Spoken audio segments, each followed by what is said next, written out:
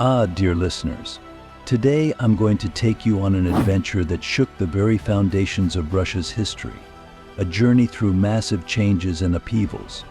I'll tell you about the turbulent times of Tsar Peter the Great, a young ruler seen as both a hero and a madman in the eyes of his people, and the great revolution he embarked on to rebuild Russia. But beware, this is no ordinary tale.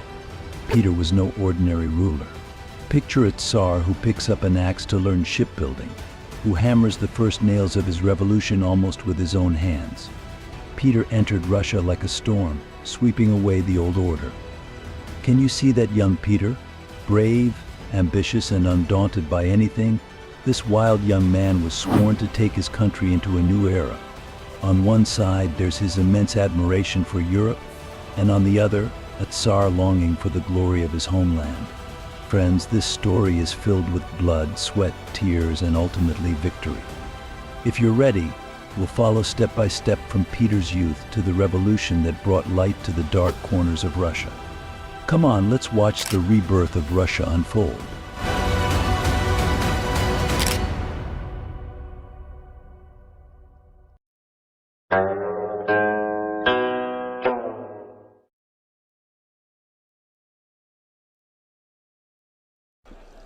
Dear friends. Now, I'm going to take you back to the tumultuous childhood years of young Peter, to the birth of a Tsar, and to that first spark that would change Russia's dark fate. Even then, Peter was no ordinary boy. No one really knew where he came from or how he could bear such great power. After the death of his father, tireless, chaos reigned among the heirs to the throne. Little Peter grew up in this confusing environment, where power struggles swirled like storms within the palace. While Peter quietly observed everything happening around him, the fire burning inside him grew stronger each day. Even at a young age, Peter carried a different kind of wisdom, my friends. He was fascinated by the stories coming from the West, captivated by the tales of modern cities, feeling drawn to these strange and new ideas. When you feel like what you have isn't enough, it takes great courage to change things, and Peter had just that courage. Even before he officially ascended the throne, he was eager to learn how far the West had come. For him, the West was like a door opening to a whole new world. He would even turn his back on palace traditions to visit the German quarter outside Moscow, where he explored different cultures and the magical realms of languages and sciences. As he saw the technologies and advancements in science that Westerners were using, he yearned to bring his own country up to that level. Peter had extraordinary dreams, and he was ready to do whatever it took to make them a reality. Then, in 1682, young Peter was finally declared Tsar alongside his brother Ivan. However, at first, power lay in the hands of his sister Sophia. During Sophia's reign, young Tsar Peter was given time to focus on his education. In those years, Peter developed himself, learning sciences and navigation, even picking up a carpenter's tool to master the trade. He studied under Western craftsmen, planting the first seeds of modernization within himself during that time.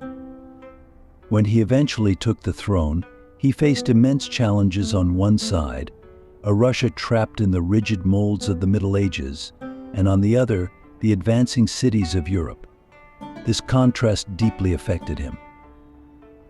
Once Peter gained the power he deserved on the throne, he had a strong desire to bring Russia closer to the West, even pushing it further. He held a vast country in his hands, along with great dreams ahead of him. Now that young Peter was on a mission to change the face of Russia. He wanted to infuse the wisdom, modernity, and change he saw in the West into the spirit of his own land. Friends, this is how Peter's long and challenging journey began, along with the first steps he took for the future of Russia. My friends, it was during this time that Peter set out on his journey, fueled by the unquenchable fire of curiosity inside him, heading to distant lands. At the beginning of 1697, young Tsar Peter was preparing for an incredible journey that would write his name into history. This was no ordinary trip, he knew that with all his heart. This journey was the first step in his desire to take the people of Russia, who were struggling in their backwardness, into the strong and modern world he dreamed of. With what he called the Great Embassy, Peter, eager to learn the knowledge, crafts, and technologies of Europe, disguised himself and set off to Western Europe with a delegation of about 250 people. This team, made up of diplomats, craftsmen, and engineers, would gather the information needed to make Peter's dreams a reality. His first stop was the Netherlands, my friends, the leading maritime and trade center of the time.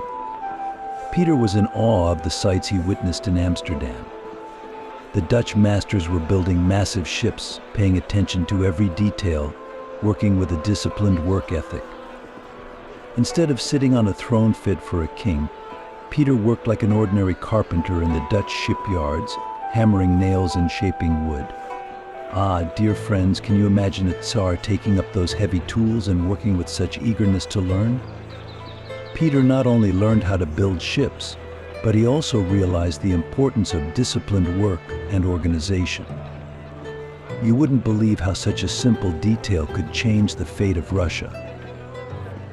After the Netherlands, he moved on to England, where he observed the advanced social structure and how science and technology touched the lives of the people. As he walked through the streets of London, he was captivated by the factories, mills, and the work of educated people all around him, which enriched Peter's imagination. There, he learned how rifles were made and watched soldiers being trained with modern techniques. The knowledge of the engineers in England sparked Peter's desire to modernize his army. Russia needed this information to reorganize its military. The strength of a nation would be shaped by the strength of the army that protected it. By the time Peter set out to return to Russia, he was a completely different man, filled with the insights and knowledge he had gained. My friends, Peter's mind was constantly working on the way back. Something had to change, and it had to be profound.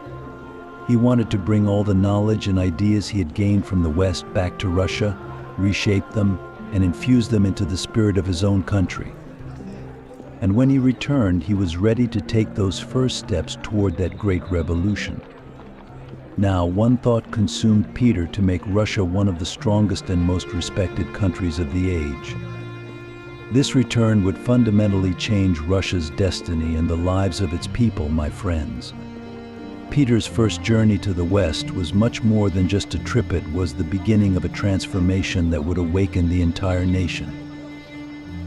Ah, my friends, the return of Peter from his journey in Europe marked the end of one era and the beginning of another for Russia.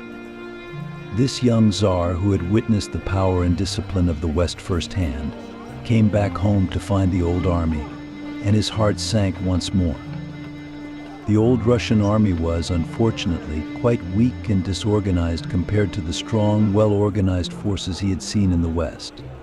Most of the soldiers had received little training, lacked military discipline, and hadn't even been introduced to modern weapons. There was no way a great nation could feel secure with such an army, my friends. And at that moment, another spark ignited within Peter. This army needed to be worthy of Russia's glory and security. Everything was clear in Peter's mind. Now he needed to adapt the new techniques and strategies he had learned in Europe to Russia one by one. He got straight to work.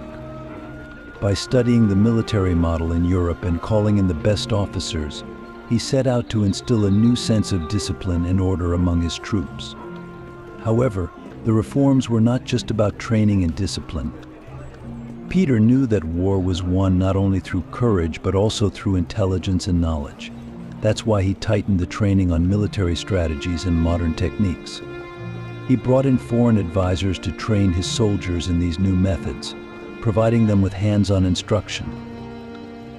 Peter's reforms weren't limited to the army on land. He had closely examined the maritime culture of the West and learned shipbuilding in the Dutch shipyards. He believed that Russia needed to be strong not only on land but also at sea. That's why he set his sights on opening up to the Baltic Sea and set out to build a navy. He established shipyards along the riverbanks and coastal areas and took part in the shipbuilding process himself. My friends, can you imagine a czar working with his own hands to build ships? For Peter, seeing his country gain a modern navy was one of his biggest dreams. Opening up to the Baltic Sea wouldn't just enhance military power, it would also expand Russia's trade routes. New ports, commercial ships, and massive fleets accompanying armies. Russia's growing presence was now proudly taking its place on the world stage. Peter had not only modernized his army but had effectively rebuilt the power of the entire nation. Every time he set sail for the Baltic Sea, that young Tsar inside Peter felt the pride of being the leader of a great nation ready to fight for Russia's future. This revolution not only made Russia safer but also gave it a new identity. Under Peter's guidance, Russia was now powerful enough to make its mark on the world. My friends, just imagine young Peter was now searching for ways to rule, not just on land, but also at sea. After his journey to the west, he learned that seafaring was a significant element of power and prestige. His desire to open up the Black Sea was like a fire burning inside him. Russia was a vast empire, but it needed to assert itself in the seas to show its presence to the world. With these thoughts in mind, he planned the Azov campaigns. The Azov fortress, which would unlock the doors to the Black Sea, was like a key for Peter. Under Ottoman control, this fortress was a gateway for trade and strategic access in the Black Sea. Azov was not just a fortress, it was a turning point that would realize Russia's dream of reaching warm seas. In 1695, Peter and his army set off toward the Azov fortress. However, my friends, this first campaign didn't go as planned. The Russian army faced difficulties it had never encountered before. The fortress's defenses were strong, and the Ottoman naval support made it hard for Russian troops to advance. Still, Peter didn't give up for a moment. He learned lessons from the first campaign, identified his army's weaknesses, and rolled up his sleeves to quickly address the shortcomings. He understood that strengthening the navy was essential for achieving lasting victory. Peter's determination and tenacity took shape during this time. The idea of simultaneously strengthening maritime trade and military power was, in his eyes, Russia's new destiny. The following year, in 1696, Peter began the Second Azov campaign. This time he had reinforced his navy, better trained his soldiers, and set out with a prepared army. The Azov fortress finally fell, my friends. The Russian flag was raised at the gates of the Black Sea.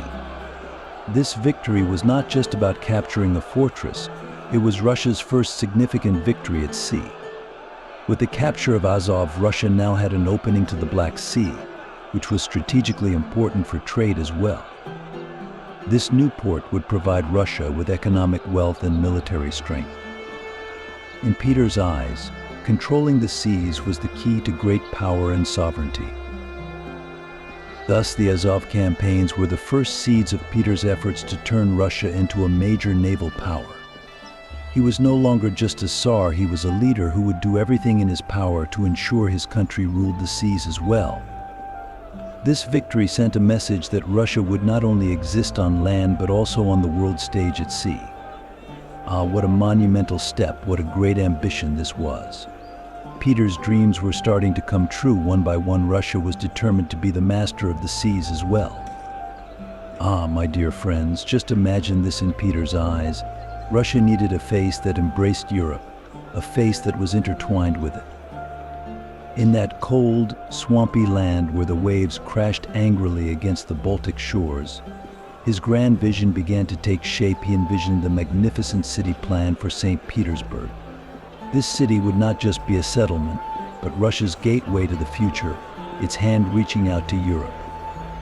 Despite the harsh conditions of nature, a city was rising through Peter's will on the shores of the Baltic Sea. And so in 1703, the first stones were laid with this determination. The hardships of those days are too many to describe, dear friends. Access to the construction site was challenging, turning the marshy land into solid foundations required day and night work. Hundreds of laborers tirelessly dug the earth, carried heavy stones, and battled the mud. Peter was a leader who didn't just sit in his glass palace but was right there among the workers, getting his hands dirty. He would pick up a shovel and work alongside them, standing by their side. Peter's determination inspired the laborers. They knew that this new capital was born from the TR's own dreams. Each brick, each stone rose with Peter's resolve.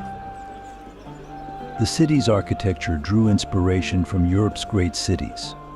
Peter wanted to bring a brand new understanding to these lands. Every building and every street was designed according to European examples. The city would have wide boulevards, elegant bridges, magnificent palaces, and intricately crafted structures. St. Petersburg was being built as Peter's window of Russia to Europe.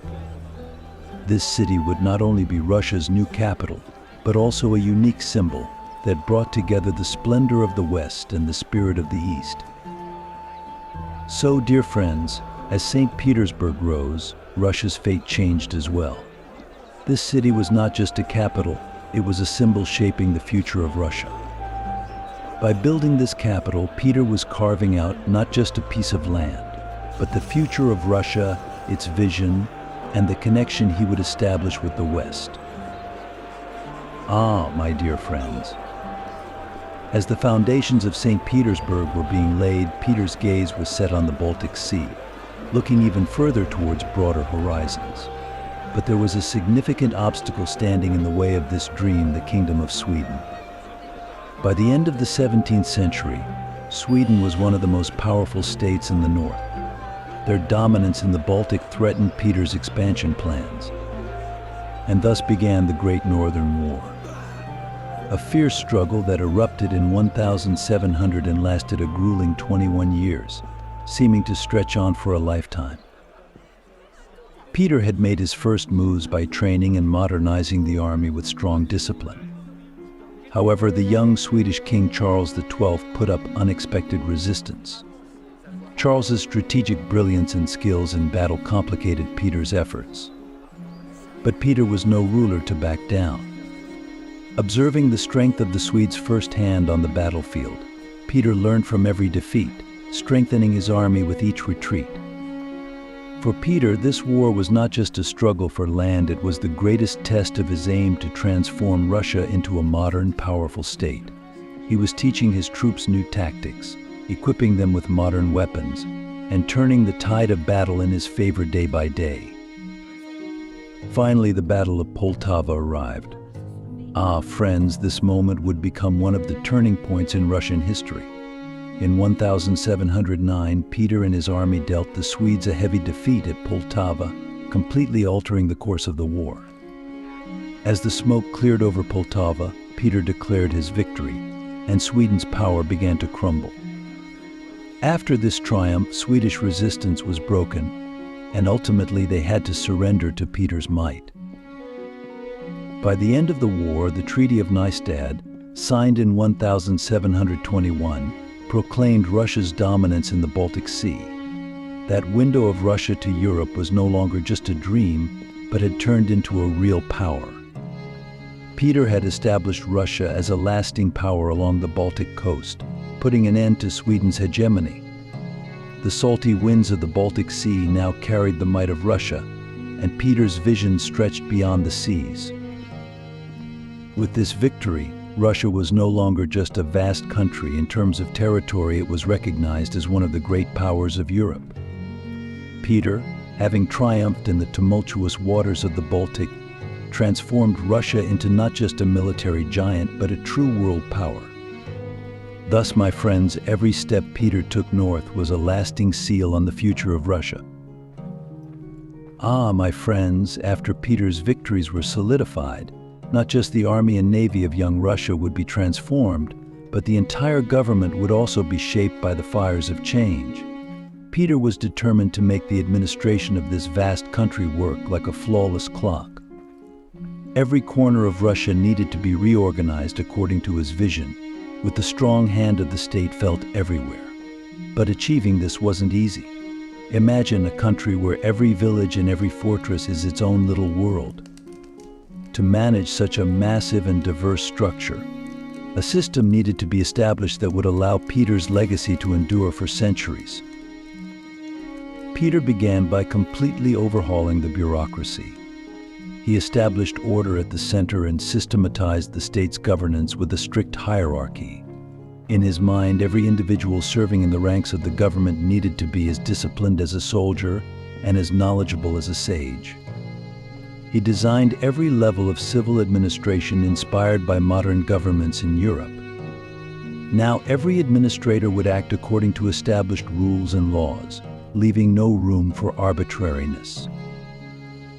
But that wasn't enough for Peter. He divided the country's vast structure into regions, appointing trustworthy leaders to oversee each one. The powers and responsibilities of these leaders were clarified, effectively drawing boundaries between the different levels of administration. All regions of Russia were connected to a central authority, and this solidified governance with what Peter called the regional administrations. However, dear friends, Peter didn't stop at transforming just the statesmen and the bureaucracy. He had his eyes set on the church too. At that time, the church was a major power. The faith of the people was shaped by spiritual leaders. But Peter believed that this power needed to be firmly under the control of the state.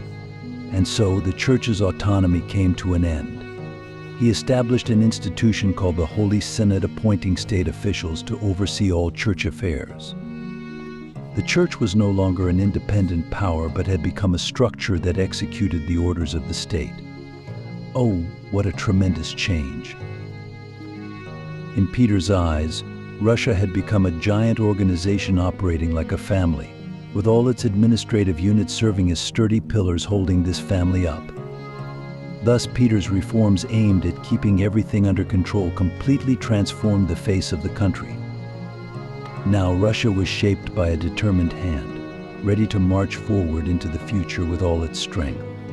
And my friends, from that day forward, this power still resonates in the roots of Russia. Ah, my dear friends. Just think about it. Petro's fiery passion never cooled down. He completely transformed the state, rebuilt the army, and brought the church into line. But to keep this massive machinery running, the most crucial element was a strong economy. Petro knew very well that Russia could stand strong not just with powerful armies but also with a solid economic structure. So he rolled up his sleeves and embarked on a development plan to make every inch of the country productive. He was determined to extract potential from every stone and mineral, bringing wealth from the countryside to the cities. Petro's eyes were searching for hidden treasures in the vast lands of Russia. Mining, especially iron and copper, was one of his top priorities. Under Petro's orders, new mines were opened, factories were established, and skilled workers were brought in to train the laborers. Miners were learning to use tools they had never seen before, and each ore they worked on was laying the foundation for Russia's industry. While supporting this industrial push, Petro also paid careful attention to strengthening agriculture. Fertile lands were now being cultivated more systematically, allowing farmers to grow more crops. The power of the land meant the power of the people, my friends. But dear friends, for Petro, industry was more than just mining or agriculture. He set his sights on textiles with models brought from the West. Weaving workshops were established in Russia. Now fabrics, sheets, and clothing were produced by Russian workers, and the people's clothing was being made right at home. Production was no longer just about feeding the people, it was also making Russia more economically independent. In this way, Petro was laying the groundwork for freeing the Russian people from dependency on the West. And then there was the matter of expanding trade routes. Petro's dream was to have Russian products reach all corners of the world. Roads were built, ports were established, trade became a tool in Petro's hands. However, to encourage this trade, it was necessary to reorganize taxes. New taxes were introduced, and special privileges were granted to merchants. Day by day, more traders lined up to do business in Petro's empire, transporting Russian products from east to west and north to south. With this new system, Russia's name began to be known not only for its military successes, but also for its commercial wealth. And so, my friends, the economic system that took shape in Petro's hands began to function like a well-oiled machine each cog turned, drawing strength from different corners of the country. These lands, infused with Petro's vision, gradually transformed into a massive economic power, laying the foundations for Russia to become a self-sufficient state. Ah, my dear friends. Now we're going to witness how Peter the Great transformed the face of Russia, not just in politics and warfare, but in the everyday lives of the people as well. One of the most striking changes he made was introducing deep social and cultural reforms inspired by the West. Peter didn't just dream of modernizing Russia through military strength or industrial investments. He envisioned bringing every aspect of society, from clothing to mindset, up to Western standards. This wasn't just a simple effort to change things, it was like painstakingly rebuilding an ancient monument stone by stone to awaken his people to a new world. One of Peter's first targets was the clothing of the Russian nobility. It might seem strange today, but back then, the aristocrats' outfits were a huge part of their cultural and traditional identity. The Russian aristocracy never gave up their long kaftans, thick fur coats, and wide hats worn by their ancestors. But Peter was so impressed by the stylish, tailored clothes he saw in Europe that he wanted to impose this style on his people. So he made it mandatory for the nobles to ditch their kaftans and wear Western-style jackets, trousers, and short coats. He even traveled from village to village, introducing these new garments, and ordered men to shave their long beards. In fact, he taxed those who refused to shave, practically forcing them into compliance. To Peter, being Western was about more than just technology or military power. It had to show in appearance and behavior as well. But the changes weren't just about looks. Peter had a significant impact on education and science too. He believed that the scientific and artistic advancements he saw in Europe needed to happen in Russia as well. At that time, Russia was lagging far behind Europe in education and science. Peter saw this as a shame and wanted his people to progress in these fields. To do this, he brought in scientists and experts from Europe and facilitated the establishment of modern schools in Russia. Unlike the traditional Russian education system, these schools taught subjects like math, geography, and engineering, which were unique to the West. Peter established new research centers to support scientific advancements in fields like astronomy, geography, and mathematics. Thanks to his belief in the power of science, modern knowledge of the natural sciences and engineering, which had been largely unknown in Russia, began to spread quickly. Peter was also determined to change how people behaved. He tried to educate his people about Western-style greetings, table manners, and the other subtleties of daily life. He wanted to bring the banquets, feasts, and elegant ball culture he saw during his travels in Europe back to his own country. Therefore, he made it mandatory for men and women to dance together at the ceremonies held in his palace for that time. This was quite an unusual and bold move. The social life of the Russian people began to be shaped according to the lively and elegant lifestyle of Western Europe. Balls, dances, and music nights became almost obligatory. Of course, these kinds of changes were pretty shocking for the Russian people at first. But gradually they started to adapt to this wave of Westernization in the face of Peter's will and demanding rules. Peter's social and cultural reforms were certainly not accepted without controversy. Many nobles and clergymen resisted these changes, arguing that traditions needed to be preserved. However, Peter was determined. He wanted to pull his people out of backwardness and create a modern Russia that could compete with the powerful states of Europe. Ah, dear friends. Now I want to share with you the epic effort of Peter the Great to enlighten the minds of the Russian people. You see, Peter dreamed of his people growing up like the great scholars and scientists of Europe, using knowledge as a guide to understand the world and make it a better place. This was more than just a goal to modernize warfare or industry. It was about rebuilding the very spirit, thoughts, and wisdom of society. Peter's pioneering work in education and science stemmed from his admiration for the West and his desire to create a miracle that would give birth to a renewed Russia. During his travels to Europe, he encountered the bright side of science and art, observing the progressive universities and advanced academic circles of the time. He began to wonder why this wisdom was lacking in his own country. It became clear to him the knowledge of Europe needed to seep deep into the veins of Russia. That's why he launched a massive campaign to bring countless scientists, engineers, artists, and physicians from Europe to Russia. He aimed to instill the knowledge and skills they possessed into the Russian people. The arrival of these foreign experts sparked great curiosity and astonishment among the populace. Until then, the people hadn't directly seen or heard detailed information about astronomy, mathematics, or medicine. The European specialists who came at Peter's invitation shone like stars. Eager young minds were excited to follow them into these newly established schools and become their students. But Peter didn't stop at just bringing in foreign experts. He also set about establishing new schools and academies in Russia to spread this knowledge to the public. The first modern schools opened in Moscow and Petersburg symbolized an unprecedented educational approach in Russian history. Until that time, education mainly focused on religious knowledge and traditional Russian practices, but now subjects like mathematics, engineering, geography, medicine, and even astronomy, the rising sciences of Europe, were being taught. Peter was particularly keen on training knowledgeable young people in maritime and engineering fields. He needed these experts to build a strong Russian navy and modernize his country with his own hands.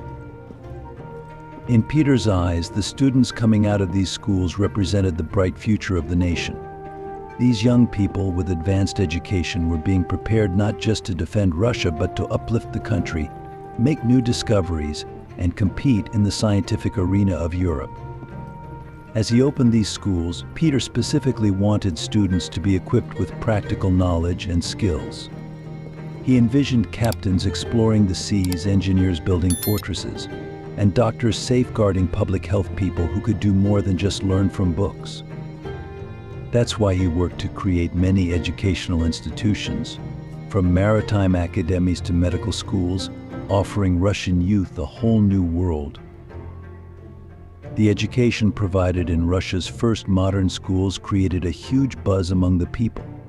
Society was slowly starting to understand that science and education were the paths to building the modern Russia Peter envisioned. Graduates from these schools spread out across Russia, sharing what they had learned with their communities, and began constructing new bridges, ports, and defense lines. The engineers and sailors who emerged from Peter's institutions became pioneers of a significant transformation throughout the country. Oh friends, just think about it. These new schools rising among the villages in Peter's Russia were like heralds of a new civilization. The scientists, engineers, and doctors trained in these academies carried not only knowledge but also Peter's ideals and grand vision.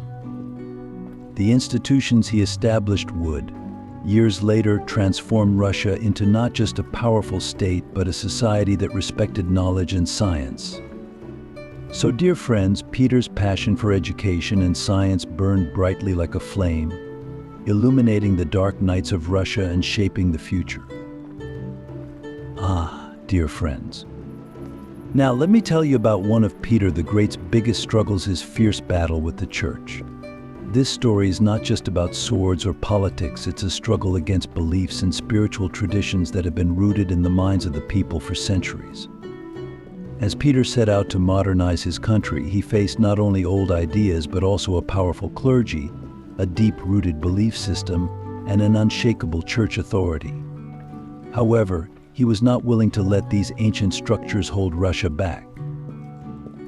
In Russia, the church was a force that shaped the people's spirits, preserved traditions, and established significant authority in all areas. Before Peter, the patriarch had the final say in spiritual matters and even influenced some political issues.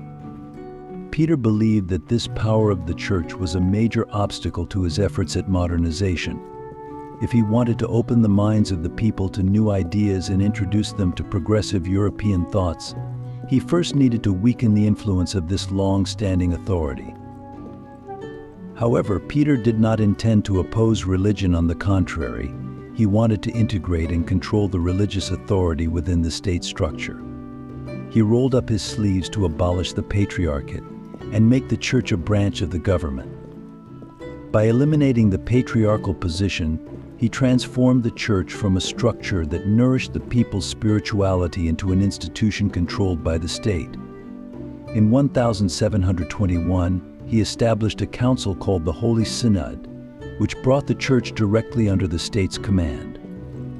Now the clergy in Russia no longer had independent power. All religious matters were under state control through the Holy Synod, and this system, guided by Peter, limited the church's power, making it not just a spiritual guide but a servant of the state.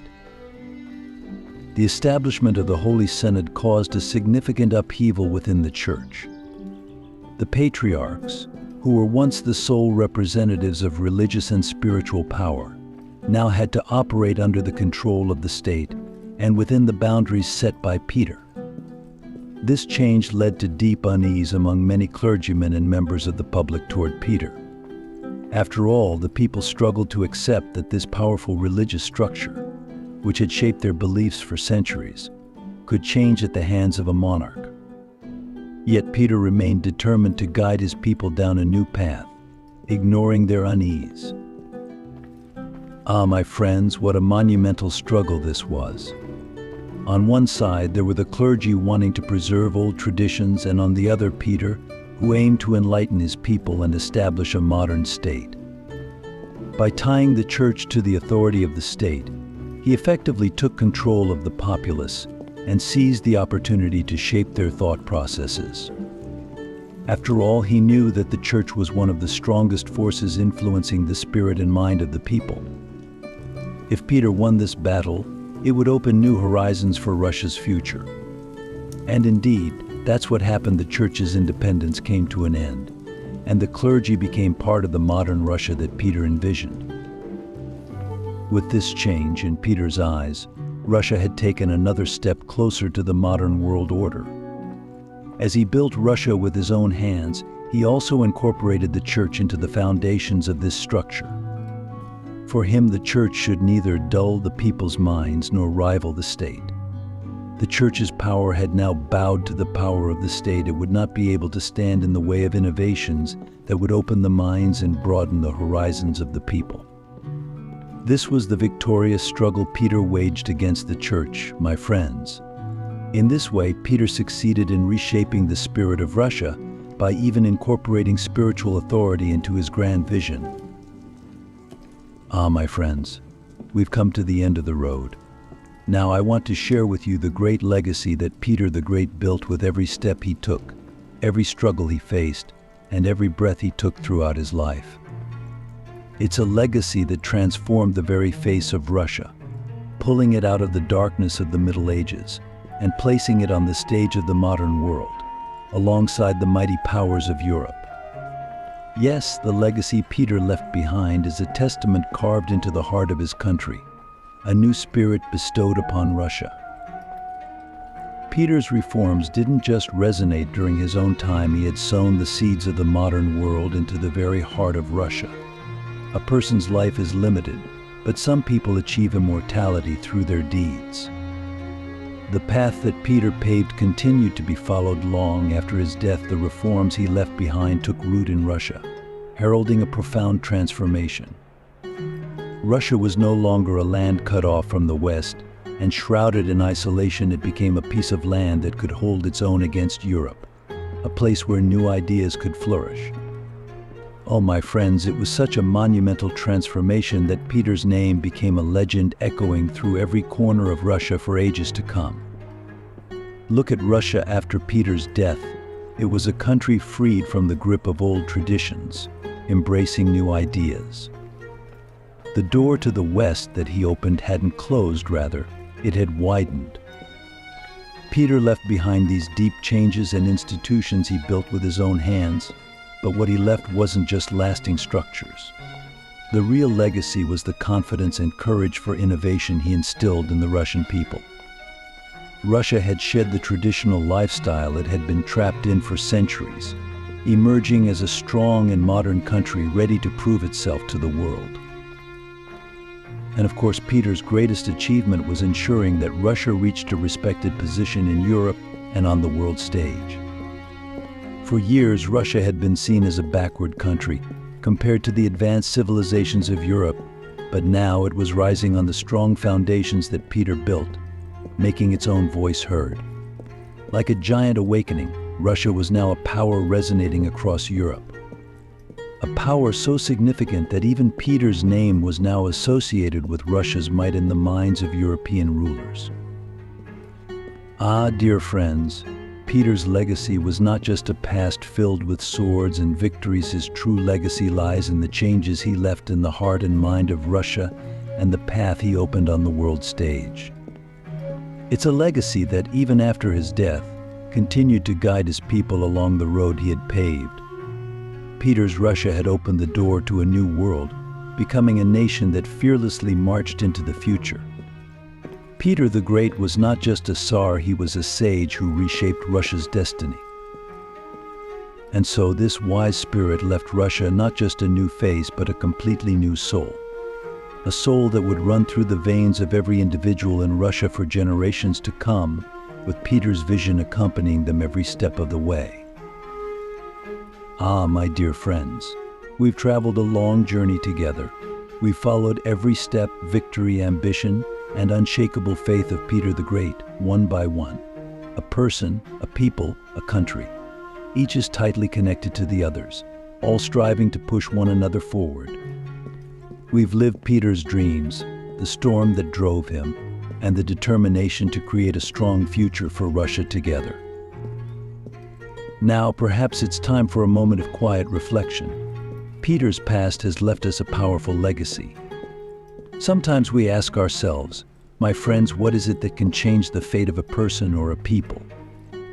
A passion, perhaps an unending desire to learn, or the hope of making the world a better place. Peter embodied all of this and etched it into the heart of Russia. The path he took isn't just the story of a monarch on a throne, it's a guiding light of a legacy that reaches out from the depths of history.